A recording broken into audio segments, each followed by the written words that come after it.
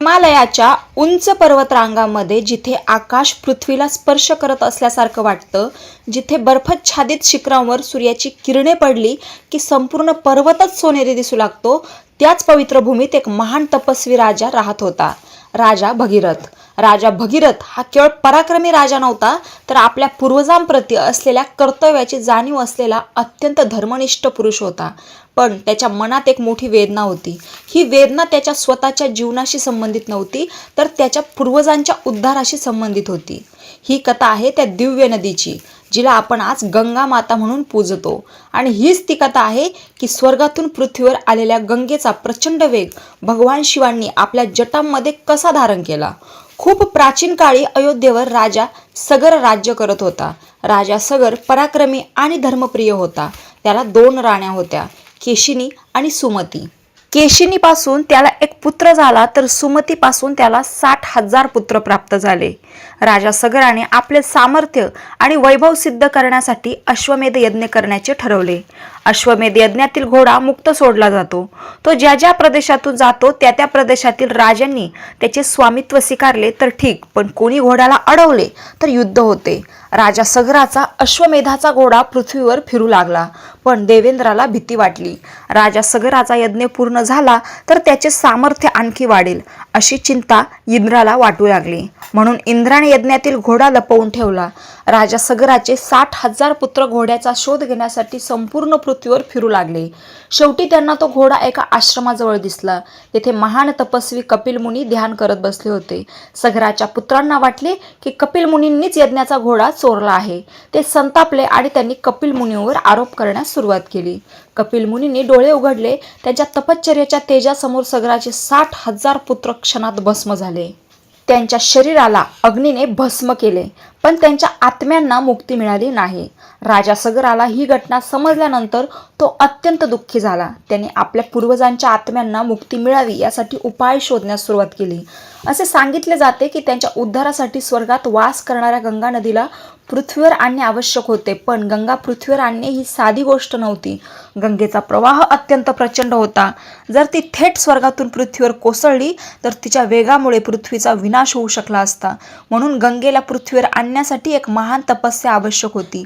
सगराच्या वंशातील अनेकांनी प्रयत्न केले, पण अखेरीस राजा भगीरथाने आपल्या पूर्वजांच्या उद्धाराचा संकल्प केला. त्याने राजसुखाचा त्याग केला आणि कठोर तपश्चर्यासाठी निघून गेला. भगीरथाने ब्रह्मदेवाची कठोर तपश्चर्या सुरू केली. वर्षानुवर्ष तो ध्यान करत राहिला. उन्हाळ्यात कडक उन्हात, पावसाळ्यात मुसळधार पावसात आणि हिवाळ्यात कडाक्याच्या थंडीतही त्याची तपश्चर्या सुरूच राहिली.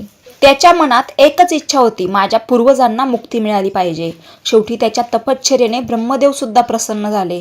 ब्रह्मदेव भगीरथासमोर प्रकट झाले. भगीरथाने हात जोडून प्रार्थना केली, हे प्रभो, माझ्या पूर्वजांचा उद्धार व्हावा. स्वर्गातील गंगा पृथ्वीवर अवतरावी आणि तिच्या पवित्र जलाने माझ्या पूर्वजांना मुक्ती मिळावी. ब्रह्मदेवाने भगीरथाची इच्छा मान्य केली, पण त्यांनी त्याला एक गंभीर इशारा दिला. गंगा पृथ्वीवर आली तर तिचा प्रचंड वेग पृथ्वी सहन करू शकणार नाही. त्यामुळे गंगेचा वेग थांबवण्यासाठी केवळ एकच देव समर्थ आहे, ते म्हणजे भगवान शिवशंकर. गंगा पृथ्वीवर येण्यास तयार होते. भगीरथाने आता भगवान शिवांची तपश्चर्या सुरू केली. त्याने पुन्हा कठोर तप केले. दीर्घ काळाच्या तपश्चर्येनंतर भगवान शिव ही त्याच्यासमोर प्रकट झाले. भगीरथाने भगवान शिवांना संपूर्ण कथा सांगितली. त्याने विनंती केली, महादेव, गंगा माता पृथ्वीवर येणार आहे. तिचा प्रचंड वेग पृथ्वी सहन करू शकणार नाही. आपणच तिचा वेग धारण करू शकता. कृपया माझ्या पूर्वजांच्या उद्धारासाठी गंगेला आपल्या जटांमध्ये धारण करा. भगवान शिवांनी भगीरथाची विनंती स्वीकारली. आता तो दिव्य क्षण जवळ आला.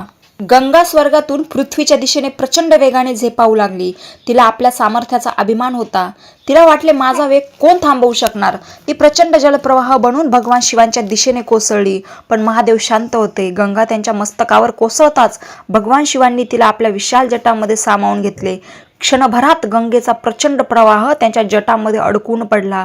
गंगा कितीही प्रयत्न करू लागली तरी तिला शिवांच्या जटांमधून बाहेर पडता येईना. तिचा वेग, तिचे सामर्थ्य सगळे महादेवांच्या जटांमध्ये थांबले. गंगेला आपल्या सामर्थ्याचा गर्व असल्याची जाणीव झाली. भगवान शिवांनी तिचा गर्व शांत केला. गंगा शिवांच्या जटामध्ये अडकून राहिल्यामुळे भगीरथाची चिंता वाढली. त्याने पुन्हा भगवान शिवांची प्रार्थना केली, हे महादेव, माझे पूर्वज अजूनही मुक्तीची वाट पाहत आहेत. आपण माझ्यावर कृपा करा. भगीरथाची भक्ती पाहून भगवान भगवान शिव प्रसन्न झाले. त्यांनी आपल्या जटांमधून गंगेचा एक पवित्र प्रवाह पृथ्वीवर सोडला. आता गंगा शांत आणि नियंत्रित प्रवाहाने पृथ्वीवर वाहू लागली. भगीरथ पुढे चालत होता आणि गंगा त्याच्या मागे मागे वाहत होती. म्हणूनच गंगेच्या पृथ्वीवरील या अवतरणाला भागीरथी असेही नाव मिळाले. भगीरथ पुढे जात राहिला. गंगा त्याच्या मागे वाहत राहिली. मार्गात तिचा प्रवाह एक महान ऋषींच्या आश्रमातून गेला. गंगेच्या पाण्यामुळे ऋषींच्या आश्रमाचे नुकसान झाले. ऋषी संतापले आणि त्यांनी गंगेला आपल्या कमंडलूतच धारण केले. भगीरथाने ऋषींची प्रार्थना केली. ऋषी प्रसन्न झाले आणि त्यांनी पुन्हा गंगेला प्रवाहित होण्याची परवानगी दिली.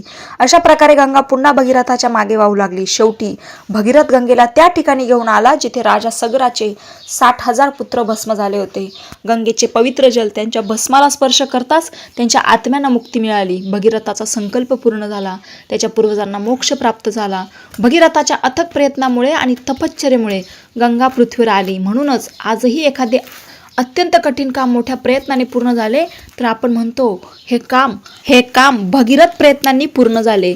या कथेमुळे गंगा आणि भगवान शिव यांचे नाते अत्यंत पवित्र मानले जाते. गंगा स्वर्गातून पृथ्वीवर आली, पण तिचा प्रचंड वेग भगवान शिवांनी आपल्या जटांमध्ये धारण केला. म्हणून भगवान शिवांच्या मस्तकावर गंगा विराजमान असल्याचे चित्र आपल्याला नेहमी पाहायला मिळते. ही केवळ एक सुंदर धार्मिक प्रतिमा नाही, तर यामागे एक मोठा आध्यात्मिक संदेश आहे.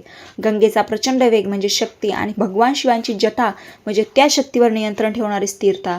शक्ती कितीही मोठी असली तरी तिचे योग्य दिशेने नियंत्रण झाले तर ती जगासाठी कल्याणकारी ठरते. या कथेचा आध्यात्मिक संदेश राजा भगीरथाची कथा आपल्याला शिकवते की एखादे कार्य अशक्य वाटत असले तरी श्रद्धा, संयम आणि अथक प्रयत्न सोडू नयेत. भगीरथाला गंगा पृथ्वीवर आणायची होती. हे जवळजवळ अशक्य वाटणारे कार्य होते, पण त्याने एकदा घेतलेला संकल्प सोडला नाही. त्याने ब्रह्मदेवाची तपश्चर्या केली, त्यानंतर भगवान शिवांची आराधना केली आणि शेवटी त्याचे प्रयत्न यशस्वी झाले. म्हणूनच भागीरथ प्रयत्न हा शब्द आजही मोठ्या आणि कठीण कार्यासाठी वापरला जातो. आणि भगवान शिवांच्या जटेतून पृथ्वीवर आलेली गंगा आजही भारतीय संस्कृतीत पवित्रता, श्रद्धा आणि मोक्षाचे प्रतीक मानली जाते. रामकृष्ण हरी.